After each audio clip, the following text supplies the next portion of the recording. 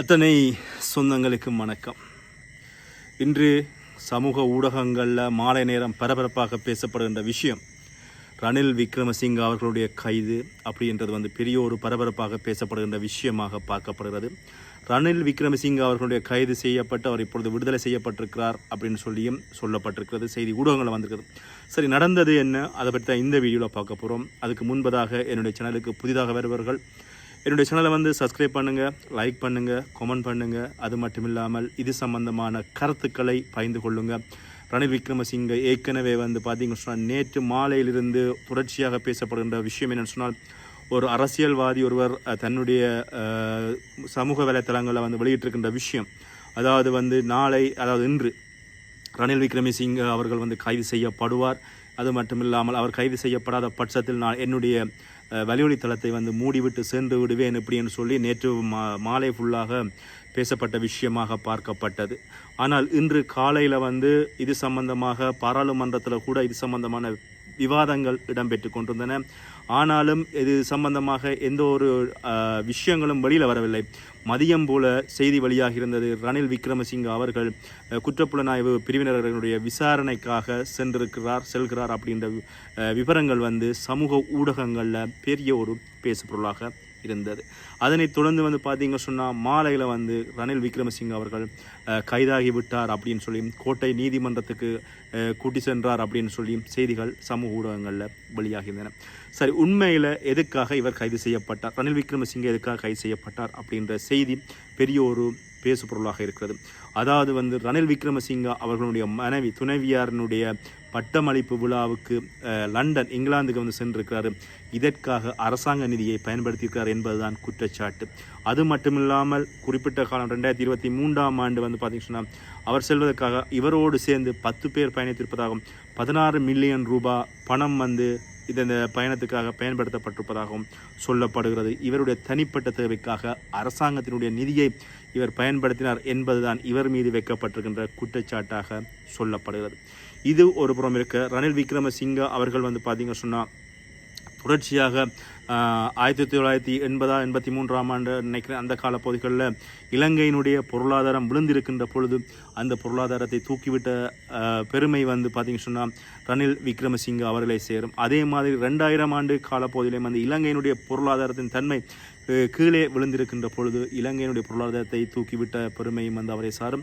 அதே மாதிரி 2022ஆம் ஆண்டு இலங்கையில் பார்த்தீங்க சொன்னால் பல்வேறுபட்ட பிரச்சனைகள், கோத்தபாய அவர்களை வீட்டப்போ அப்படின்னு சொல்லி பெரிய ஒரு போராட்டம் நடத்தியிருந்தார்கள். இந்த போராட்டத்தின் விளைவாக கோத்தபாய அவர்கள் வீடு சென்றதன் பின்னர் ஜனாதிபதியாக வந்தவர் தான் பார்த்தீங்க சொன்னால் ரணில் விக்ரமசிங்க அவர்கள் ஜனாதிபதியாக விழுந்திருந்த இலங்கையினுடைய பொருளாதாரத்தை தூக்கிவிட்ட பெருமையும் இவரை சாரும். இவருக்கு பார்த்தீங்கன்னா சொன்னால் பக்கபலமாக இருப்பது அமெரிக்கா அப்படின்னு சொல்லப்படுகிறது. ஆனால் இந்த காலப்பகுதிகளில் இந்த விஷயங்கள் இப்படி நடந்து கொண்டிருந்தாலும் தொடர்ச்சியாக எதிர்பார்க்கப்பட்ட விஷயம் யாருன்னு சொன்னால் மஹிந்த அவர்களும் அதே மாதிரி மஹிந்தனுடைய தம்பி அவர்களும் பார்த்தீங்க சொன்னால் கைது செய்யப்படுவார்னு சொல்லி வெகு விறுவிறுப்பாக மக்களால் எதிர்பார்க்கப்பட்டு கொண்டிருந்தது. ஏன்னு சொன்னால் இந்த இன்று இருக்கின்ற இந்த தேசிய அரசாங்கத்தினுடைய இந்த நடவடிக்கையில் யாரெல்லாம் ஊழல்கள் செய்தார்களோ, யாரெல்லாம் ஊழல்வாதிகளாக இருந்தார்களோ அவர்களை எல்லாம் கைது செய்து அதுக்கான நீதியை நிலைநாட்டுவது என்பது இவர்கள் சொல்லி கொண்டு வந்த ஒரு கோட்பாடாக இருக்கிறது இன்று இருக்கின்ற அரசாங்கம். அதன் அடிப்படையில் பார்த்தீங்கன்னா ஒவ்வொருவராக ஊழல்கள் செய்த ஒவ்வொருவரையும் பார்த்தீங்கன்னு சொன்னால் கைது செய்து அவர்களை நீதியின் முன் சட்டத்தின் முன் நிறுத்தி கொண்டிருக்கின்ற விஷயம் காணக்கூடியது. நேற்றைக்கு பார்த்தீங்கன்னு சொன்னால் தேசக்கோன் அத்தப்பத்து, அதாவது பொலிஸ்மா அதிபர், முன்னாள் பொலிஸ்மா அதிபர் அவர் கைது செய்யப்பட்டிருந்தார். அவர் வாகனத்தில் ஒரு சாதாரண போலீசார் கைது செய்து கூட்டிக் கொண்டு போகின்ற பொழுது முகத்தை மூடிக்கொண்டு தன்னுடைய முகத்தை மறைத்து சென்ற விஷயம் காணக்கூடியது. ஆனால் இன்று ரணில் விக்ரமசிங்க அவர்களுடைய கைது பார்த்தீங்கன்னா ஊடகங்கள் எல்லாமே அவர் எந்த விதமான ஒளிவு மறையும் இல்லை, வெட்டது திட்ட தெளிவாக வெளியில் தன்னுடைய முகத்தை காட்டிக்கொண்டு பயணித்ததை காணக்கூடியதாக இருக்கிறது. இதுக்கப்புறமா பார்த்தீங்கன்னா இவருடைய 4 மணித்தியாலங்கள் குற்றப்புலனாய்வில் இவருடைய விசாரணைகள் நடக்கிறது. 4 மணித்தியாலங்கள் குற்றப்புலனாய்வுடைய விசாரணைகளுக்கு பின்னர் இவருடைய கைது இடம்பெறுகிறது. அதுக்கப்புறம் கோட்டை நீதிமன்றத்தில் இவரை ஆயர்படுத்துகின்ற பொழுது அங்கே மின்சாரம் துண்டிக்கப்பட்டதாகவும் அதுக்கப்புறமாக இவர் வெளியில் வந்து விட்டார், அவருக்கான விசாரணைகள் தொடர்ச்சியாக இடம்பெறும் அப்படின்ற செய்திகளும் வந்து ஊடகங்களில் காணப்படுகிறது. ஆனால் இதுக்கு முன்னாடி வந்து பார்த்திங்க சொன்னால் இந்த கைதின் பொழுது வந்து பார்த்திங்க சொன்னால் முஸ்லீம் காங்கிரஸினுடைய தலைவராக இருப்பவர், அதே மாதிரி முன்னாள் ஜனாதிபதி எல்லாருமே வந்து பார்த்திங்க சொன்னால் குறிப்பிட்ட இடத்துக்கு பிரசன்னமாக இருந்தார்கள் அப்படின்ற விஷயங்களும் வந்து ஊடகங்களில் பெரிய ஒரு பேசு பொருளாக இருக்குது. என்னதான் இலங்கையினுடைய முன்னாள் ஜனாதிபதி ரணில் விக்ரமசிங்க அவர்கள் வந்து கைது செய்யப்பட்டு விட்டார் அப்படி என்ற விஷயங்கள் ஊடகங்களில் பேசப்பட்டாலும் இவர் என்ன குற்றத்தின் அடிப்படையில் கைது செய்யப்பட்டார், இதற்காக இவருடைய விசாரணைகள் இடம்பெறுவது, இதற்காக குற்றப்புலனாய்வில் வந்து இவருடைய விசாரணை இடம்பெற்றது அப்படின்றது எல்லாமே வந்து இப்போ உலகம் பூர்வம் இருக்கின்ற ஊடகங்களில் வந்து பார்த்திங்க சொன்னால் அநேகமான ஒரு பெரிய ஒரு பேசு பொருளாக இருக்கிறது. ரணில் விக்ரமசிங்க அவர் வந்து பார்த்திங்க சொன்னால் ஏற்கனவே மற்ற அரசியல்வாதிகள், அதாவது வந்து இப்போ இருக்கின்ற தேசிய அரசாங்கம் அனுரா திசாநாயக்க அரசாங்கத்தினுடைய அரசியல்வாதிகள் வந்து அவர்கள் விழுந்து விடுவார்கள், மீண்டும் நான் தான் நாட்டை கட்டி எழுப்ப வேண்டும். அது மட்டும் இல்லாமல் அண்மையில் ஒரு இங்கிலாந்தில் இடம்பெற்ற ஒரு நேர்காணலில் அதில் வந்து பார்த்திங்க சொன்னால் பல்வேறுபட்ட கேள்விகளுக்கு ஒரு குறுக்குத்தனமான பதில் அல்லது வந்து இடக்கு முடக்கான பதிலை வந்து சொன்ன பெருமையும் வந்து ரணில் விக்ரமசிங்கே அவர்களை சாரும். அதாவது வந்து இங்கே இலங்கையில் காணாமலாக்கப்பட்டோர் சம்பந்தமான விசாரணைகளை ஏன் நடத்தவில்லை என்று கேட்கின்ற பொழுது கூட அப்படி ஒன்று இலங்கையில் நடந்ததா, தனக்கு இது சம்பந்தமான விசாரணை சம்பந்தமான எந்த விதமான முறைப்பாடுகளும் தனக்கு கிடைக்கவில்லை அப்படின்னு சொன்ன ஒரு நபர் தான் ரணில் விக்ரமசிங்கே. அரசன் அன்று கொள்வான், தெய்வம் நின்று கொள்ளும் அப்படின்றது வந்து ஒரு காலத்தில் இருந்தது அப்படின்னு சொல்லலாம். ஆனால் இன்றைய காலத்தில் வந்து அரசன் அன்று கொள்கிறானோ இல்லையோ, தெய்வம் அன்றைய கொள்கிறது அப்படின்ற ஒரு விஷயத்தை வந்து நான் இங்கே வந்து சொல்ல கடமைப்பட்டிருக்கேன். என்ன காரணம் அப்படின்னு சொன்னால், எவ்வளவு பிரச்சனைகள் இருந்தாலும், எந்தளவு பெரிய ஒரு அரசாங்கமாக இருந்தாலும், எந்தளவு பெரிய பெரிய வல்லரசு நாடுகளினுடைய ஒரு ஆதரவு இருந்தாலும், இன்று ரணில் விக்ரமசிங்கே அவருடைய கைது அப்படின்றது வந்து பெரிய ஒரு பேசு பொருளாக ஊடகங்களில் ஊடக பரப்பில் பார்க்கப்படுகின்ற ஒரு விஷயமாக இருக்கிறது. அது மட்டுமில்லாமல் ரணில் விக்ரமசிங்கே அவர்கள் வந்து ஏற்கனவே கைது செய்யப்பட வேண்டும் அப்படின்னு சொல்லி சமூக ஊடகங்களில் பேசப்பட்டாலும், இந்த யூடியூப் அதாவது வலியொலி சகோதரர்களுக்கு இந்த செய்தி எப்படி போனது அப்படின்ற ஒரு விஷயம் வந்து இங்கே பேசப்படுகிறது. அது மட்டும் இல்லாமல் அநேகமான வலியொலி சகோதரர்கள் இங்கே வந்து அவருடைய கைதுக்கு வந்து அங்கே அந்த கைதாகின்ற நடவடிக்கைகள் அல்லது விசாரணைகளின் பின்னர் வழியில் என்ன நடக்கிறது அப்படின்றத வந்து ஒளிப்பதிவு செய்வதற்காக அங்கே நிற்கிறார்கள். இந்த விஷயங்கள் எப்படி வெளியே போனது அப்படின்ற விஷயம் வந்து பாராளுமன்றத்தில் இன்று வந்து ஒரு பேசு பொருளாக இருந்ததை வந்து நாங்கள் காணக்கூடிய இருக்கலாம்.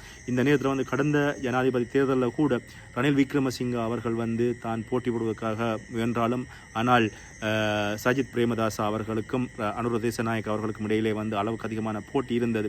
இந்த இடத்துல இருந்து அவராகவே ஒதுங்கி இருந்தார். ஆனால் பின்பக்கமாக பாராளுமன்றத்துக்குள்ள வருவதற்கான வாய்ப்புகளும் இருப்பதாக சொல்லப்பட்டது. யாருக்குன்னு சொன்னால் ரணில் விக்ரமசிங்கவுக்கு. அது மட்டும் இல்லாமல் அண்மை காலங்கள், அதாவது வந்து இந்த ரணில் விக்ரமசிங்கே அவர்கள் ஜனாதிபதியாக வருவதற்கு முன்னர் பார்த்தீங்கன்னு சொன்னால் எங்களுடைய ராஜபக்ச குடும்பத்தினுடைய ஆட்சி இருக்கின்ற நேரத்தில் அவர்களை காப்பாற்றிய பெருமை, அவர்களை வந்து இன்று அவர்கள் அரசாட்சியில் அல்லது வந்து ஒரு அரசியல் வேலை செய்கிறார்கள் சொன்னால் அவர்களை காப்பாற்றி இந்த சாணக்கியத்தனமான வேலையை செய்த பெருமையும் யாரை சாரும் அப்படின்னு சொன்னால் ரணில் விக்ரமசிங்கே அவர்களை சாரும் அப்படின்றதில் வந்து எந்த மாற்று கருத்தும் இல்லை. எது எப்படியாக இருப்பினும் தமிழ் மக்களை ஏமாற்றியது அல்லது தமிழ் மக்களுக்கு செய்த துரோகங்கள் என்றைக்குமே வந்து எல்லா அரசுகளையும் அட்டி படைக்கும். ஆனால் ஏற்கனவே நான் சொன்னது போல அண்மையில் வந்து பரபரப்பாக பேசப்பட்டது இந்த பசில் ராஜபக்ச, அதே மாதிரி ராஜபக்சனுடைய தம்பி இவர்களுடைய கைதுகள் தான் இடம்பெறும் அப்படின்னு சொல்லி பரபரப்பாக ஊடகங்களில் பெரிய ஒரு பேசு பொருளாக இருந்தாலும் அதனையும் தாண்டி ஒரு மயிரிழையில் அவர்கள் தப்பினார்கள் அப்படின்னு சொல்லலாம். ஏன்னு சொன்னால் அது மட்டுமில்லாமல் இந்த கைதுகளில் வந்து பார்த்திங்க சொன்னால் தொடர்ச்சியாக விசாரணைகள் இடம்பெறும். அது மட்டுமில்லாமல் ரணில் விக்ரமசிங்கே அதாவது இந்த ஊழல் செய்த கிட்டத்தட்ட 16 மில்லியன் ரூபாய் பணத்துக்கான கணக்கை வந்து சொல்ல வேண்டும். அரசாங்கத்தினுடைய நிதி, மக்களினுடைய நிதி, இது எப்படி அவர் பயன்படுத்தினார் அப்படின்ற பெரிய ஒரு விசாரணைக்குள் இப்பொழுது ரணில் விக்ரமசிங்கே அவர்கள் மாட்டியிருக்கிறார் அப்படின்றது தான் நீங்கள் பெரிய ஒரு பேசு பொருளாக இருக்கிறது, பேசு பொருளாக பார்க்கப்படுறது. ஆனால் இந்த ரணில் விக்ரமசிங்கே அவர்கள் வந்து எப்படியாவது வெளியில் வந்து விடுவார் அப்படின்னு சொல்லி மதியம் கைது நடக்கின்ற பொழுது எல்லாருக்குமே தெரியும். ஏன்னு சொன்னால் அவர் வந்து அரசியலில் சாணக்கியன் அப்படின்னு சொல்லப்படுகிறார். அந்த வகையில் இவர் எப்படியாவது தன்னுடைய சாணக்கியத்தை பயன்படுத்தி வெளியில் வந்து விடுவார். அது மட்டும் இல்லாமல் அவருக்காக ஆதரவு கொடுப்பதற்காக பல அரசியல்வாதிகள் வந்த உடனே இந்த விஷயம் இப்படித்தான் நடக்கும் அப்படின்றது எல்லாருக்குமே வந்து பொதுவாக தெரிஞ்ச ஒரு விஷயமாக இருந்தது. அதுதான் உண்மையும் கூட. தன்னுடைய சாணக்கியத்தை பயன்படுத்தி தனக்கு இருக்கின்ற அரசியல் பின்புலத்தை பயன்படுத்தி இப்பொழுது வெளியில் வந்திருக்கிறார்.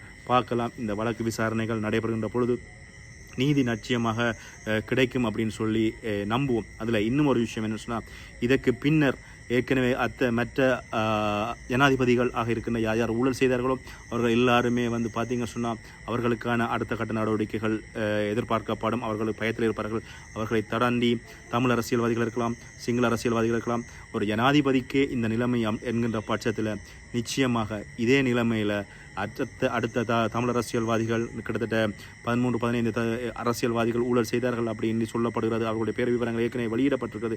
இவர்களுக்கான கைதுகளும் வெகு விரைவில் இடம்பெறும் அப்படின்றது நிச்சயமாக எதிர்பார்க்கக்கூடிய ஒரு விஷயமாக இருக்கும். பார்க்கலாம் என்னதான் அரசியலில் மாற்றங்கள் நடக்கிறது அப்படின்றத பொறுமையோடு பொறுத்திருந்து பார்ப்போம். மீண்டும் அடுத்த வீடியோவில் சந்திக்கின்றேன். நன்றி, வணக்கம்.